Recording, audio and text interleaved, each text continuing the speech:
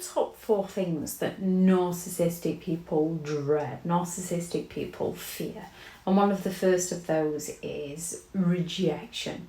Narcissistic people need validation. And when it comes to being rejected, it's not a nice feeling for most people. However, most people can find a way to be redirected into something healthier, something better. With a narcissist, rejection cuts them differently.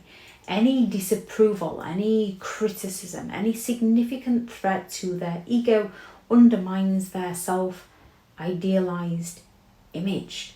So narcissistic people dread being rejected, which is often why they will go all out to reject somebody first, to discard somebody first.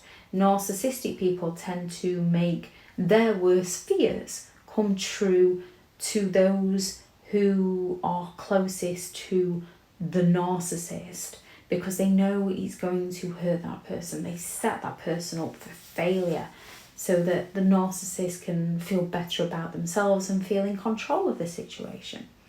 Failure. Not many people are that keen on failure, and a narcissistic person will go all out to point out everybody else's failings, everybody else's mistakes, whereas genuine people who aren't that keen on failure don't tend to want to point out other people's. Narcissistic people do. Narcissistic people dread not achieving perfection. It gives them haunting nightmares, which is why they go all out to sell themselves as perfect and say to you, I'm sorry, I forgot you were perfect. Or make out that it was somebody else's fault, because they dread failing. Narcissistic people fear being ignored. They fear being overlooked. They get their self-worth from those around them, and they make it so that those around them feel like their self-worth is dependent on the narcissist. Again, a narcissist will do to you what hurts them. It's a big telltale sign of what hurts them the most. Even though it hurts you, they will go all out to ignore you and fall silent on you and hurt you, so you can think, no one particularly likes being ignored. And no, they don't, but it cuts differently with a narcissistic person, because they believe they are entitled to that attention. They don't question, what potentially have I done wrong? They think there's something wrong with you. Losing control.